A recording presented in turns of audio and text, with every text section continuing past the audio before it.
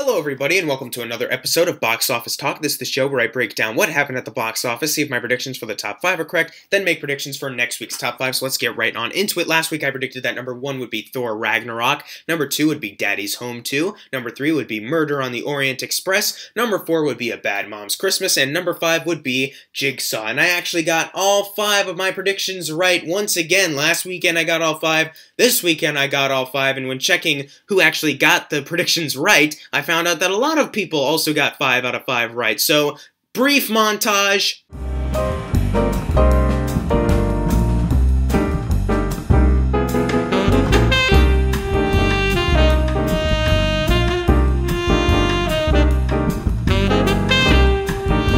And congratulations. So let's go on with the actual numbers. Number 1 was, once again, Thor Ragnarok, making $56 million this weekend, adding to a domestic total of $211 million. And on the worldwide chart, it is sitting at $650 million. So it's edging its way towards the billion margin. Maybe it'll get there worldwide. And it's also edging towards $300 million domestically, like the other MCU films have done this year, like Spider-Man and Guardians of the Galaxy. Also, I checked, because usually the comic book movies have a pretty interesting percentage drop. Thor Ragnarok had a percentage drop of 53.9%, if I'm correct. This is like about 2% lower than the drop that Guardians had. So Thor Ragnarok is actually holding on pretty strong, and it had a much lower drop than Spider-Man Homecoming did. So I actually can see Thor Ragnarok being one of the highest grossing films in the MCU. Maybe it won't surpass Guardians just because Guardians opened a little bigger, but I think it'll definitely surpass Spider-Man Homecoming. Maybe Thor Ragnarok will get a little bit closer to Guardians of the Galaxy Volume 2, and I still need to do a review. I've filmed it, I just need to edit it now. Please be patient, I apologize. Number 2, Daddy's Home 2, making $30 million this weekend, and this is only on a budget of $69 million, so it's already halfway-ish to the production budget, but it still needs to get to about $138 million to be considered a success. Now, I'm not sure if worldwide will be able to add enough to that. I'm not sure how many people are going to want to see Daddy's Home as far as like worldwide numbers go. I forgot to check what the first movie made worldwide. Oops, my bad, but I haven't seen this movie, so I can't really comment, but I'm sure a lot of people are pretty pissed about this. But at the same time, the first Daddy's Home actually got a pretty good following around the time Star Wars came out. Some people actually did go see Daddy's Home around that time period, and I guess its fans have come back for number 2. Isn't that magical, folks? But number 3 is Murder on the Orient Express, another movie that I just saw today, actually, and I still need to make a review for it. That'll come eventually, man, eventually. But it made $28 million this weekend, and on the worldwide chart, it is already sitting at $85 million, which is pretty good because its budget is $55 million. It needs to get to about 110 to be considered a success, and it's already almost there, just about 25 million more to go, and it's doubled its budget. I'm actually pretty happy with this. Not to spoil my review, but I thought this movie was a pleasant, fun time. But as I said, we'll save that for the rest of the review whenever that comes out. Number 4, A Bad Mom's Christmas. Another movie that I need to make a video. Okay, I'm just going to move on. It made $11 million this weekend, adding to a domestic total of only $39 million, and on the worldwide chart, it is sitting at $46 million.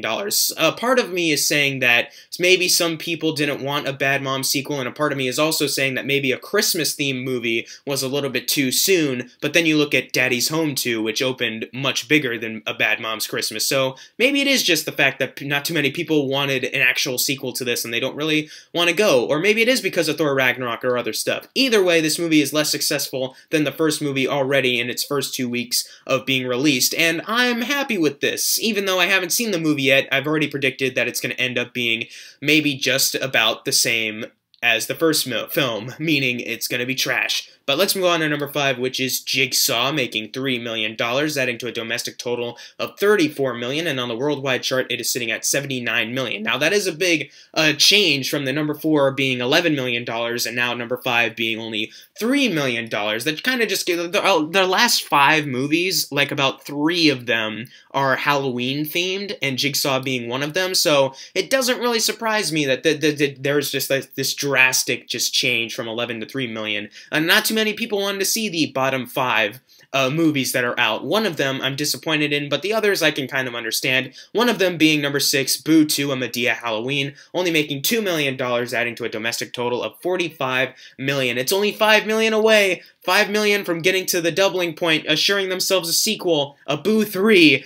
Will they make it? Only next week will tell. So I feel like I've been saying this for a while now, that only next week will tell us if we're getting a Boo 3, but it's still, I don't know, it probably will, because it's only $5 million, maybe worldwide, but then again, maybe not, I'm not sure. So let's move on to number 7, which is Geostorm, which is technically still flopping, but okay, yeah, you can just call it a flop. It made $1.5 million this weekend, adding to a domestic total of $31 million. And on the worldwide chart, it is very close. It is sitting at $199 million, $1 million away from $200 million, and it needs to get to 240 to be considered a success. I'm thinking it won't get there at all. But the fact that this movie is already at $200 million worldwide, that is still pretty good money, even if it isn't the amount that they necessarily needed. I mean, I'm sorry, Gerard, but at least, I don't know, at least you have some money for this. It wasn't enough to pay off all of the production budget, but this movie's a flop. Number 8, another unfortunate flop, Blade Runner 2049, making $1.4 million, adding to a domestic total of $88 million.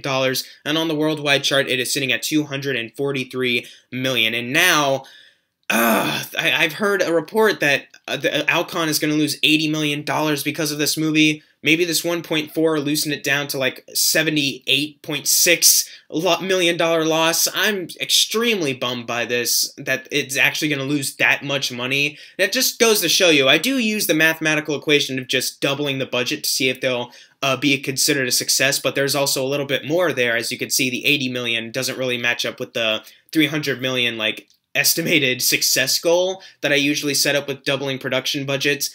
I'm just really upset that this movie's not doing that well. It just goes to show you, sometimes movies are a little bit more expensive than what they advertise. Number 9 is Happy Death Day, making $1.3 million on a domestic total of $54 million. And on the worldwide chart, it is sitting at $88 million. I have nothing more to add on this movie, so hip hip hooray. Number 10, finally closing it out, Lady Bird, the new A24 film, I believe, starring Saoirse Ronan. I think that's how you pronounce her name. It made $1.2 million this weekend, adding, actually no, there is no domestic total. It has been out in limited release for a while, but it's only been around like $1 million, so it's not really that much of a change, and this is on a budget of only $10 million. Maybe it'll get some Oscar buzz, maybe get more theaters, but for now, we can say that this is just another one of those independent films that don't make a lot of money. Now it's time for the fun part, the predictions for next week's top 5. It is going to be fun because number 1 I'm predicting is Justice League, the long-awaited disaster or miracle. Not sure yet, but we'll have to wait and see. Number 2, I think, will be Thor Ragnarok holding out strong. Number 3, Daddy's Home 2. Number 4, Murder on the Orient Express. And then number 5, I think it will be Wonder. I don't think Sony Pictures, the star, will make it on there. As much as I love Sony Pictures because of the Emoji Movie, I just don't think the star is going to make it in there. It honestly does look like some straight-to-DVD crap. But now it's time for your turn to predict next week's top 5. I already gave the people shout-outs at the beginning of this video, so thank you guys for watching. Make sure to subscribe. I'm Jackson Fulcher. See you guys next time.